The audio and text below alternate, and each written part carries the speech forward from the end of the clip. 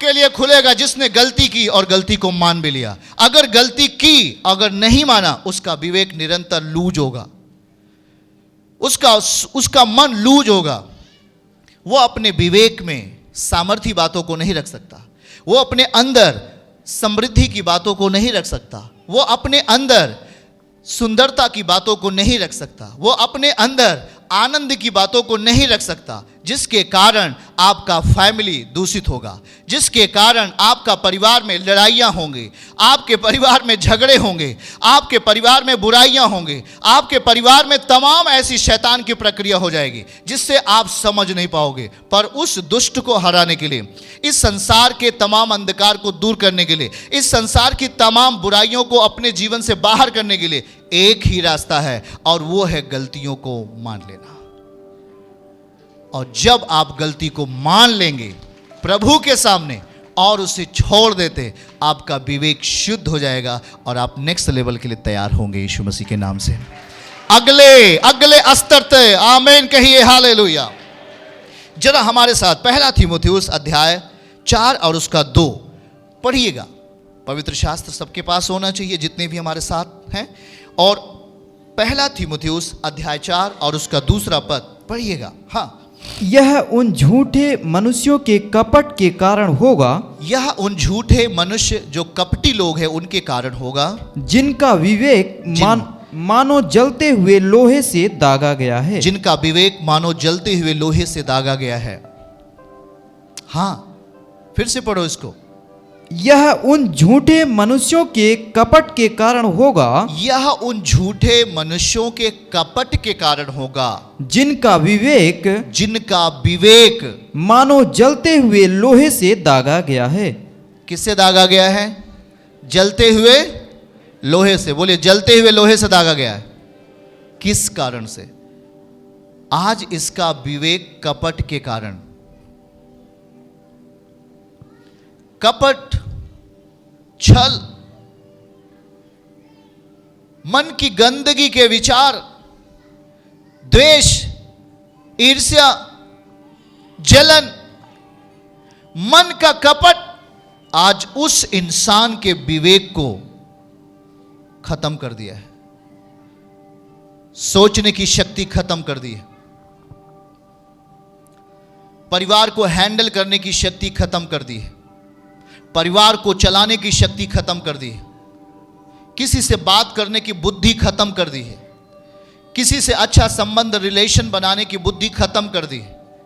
आज आप टूट रहे हो, कारण यह है कि हम अपने गलत कैरेक्टर के द्वारा, हम अपने गलत चरित्र के कारण हमने अपने विवेक को अशुद्ध कर डाला है, हमने अपने विवेक को गंदा कर दिया है, लूज कर दिया है। वो लूज हो गया, वो लूज हो गया। एक इंसान आता है प्रार्थना में, एक दिन पहले एक इंसान आता है उससे 10 दिन बाद, पर जो पहले आया वो फेल हो गया, जो 10 दिन बाद वाला आया उससे। कारण जो पहले आया उसने अपने जीवन में पश्चाताप के उस हथियार को इस्तेमाल नहीं किया।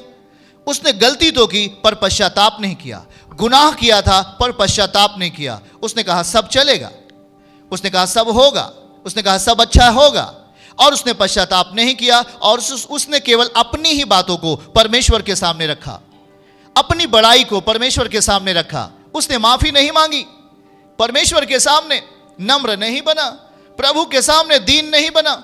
उसने अपने जीवन में बहुत सारी गलतियां की, और उस गलती के कारण, उस कपटपूर्ण हृदय के कारण उसका विवेक लूज हो गया, उसकी शक्ति खत्म हो गई। उस विवेक में परमेश्वर का बल नहीं रहा, उस परमेश्वर का बल उसके दिमाग में, उसके विवेक में नहीं रहा, जिससे वो हर काम जो करता है वो फेल होता है और बोलता है मैं चर्च जाती हूं, मैं चर्च जाता हूं, फिर भी मेरे कामों में ये बाधाएं क्यों?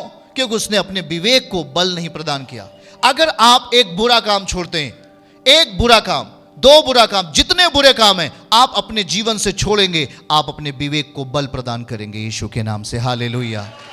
और जब आपका विवेक बल पाएगा तो शैतानी आत्माएं, रूहें, जितने भी गंदी आत्माएं हैं, जितनी भी बीमारियां हैं, आप उसका सामना परमेश्वर के बुद्धि की आत्मा के द्वारा कर सकते हो, हालेलुया। नहीं तो आप चिल्लाते हो, ओ जी कैसे होगा, ये घर कैसे बनेगा, ओ मेरा बेटी का विवाह कैसे होगा, मेरा खेती का काम कैसे होगा, मेरे परिवार का काम कैसे होगा, मेरा समस्या का हल कैसे होगा। आज ही प्रभु आपको रास्ता बताता है। कपटपूर्ण आपका व्यवहार के कारण इंसानों का विवेक गंदा हो गया और वो बल को खो दिया। जो बल था उसके अंदर, एक इंसान बात करने के द्वारा एक बिल्डिंग को खड़ा कर सकता है, हाँ या ना। एक इंसान बात करने के द्वारा अपने जीवन को बर्बाद भी कर सकता है। इसलिए मेरे प्रियो, बातों को समझो। अगर जब आप यीशु के पास आते हैं तो निश्चय ही हर एक इंसान ने पाप किया है, जिसके कारण उसका विवेक अशुद्ध हो गया है, लूज हो गया है, कमजोर हो गया है, उसके अंदर बल नहीं है, उसके अंदर शक्ति नहीं है। वो चिंता नहीं करें, यहोवा मेरा बल होगा। आमीन बोलो हाथों को उठा करके सब जन, परमेश्वर मेरा बल होगा। और जब प्रभु आपका बल होगा तो आपका विवेक भी बलवंत होगा यीशु के नाम से, और आप जो भी अपने जीवन में करना चाहोगे वो सफलतापूर्वक कर सकते हो यीशु मसीह के नाम से। आमीन बोलो हालेलुया। यीशु आश्रम मिनिस्ट्रीज की हर लेटेस्ट अपडेट को पाने के लिए हमारे YouTube चैनल को सब्सक्राइब करें और नोटिफिकेशन पाने के लिए बेल आइकन को जरूर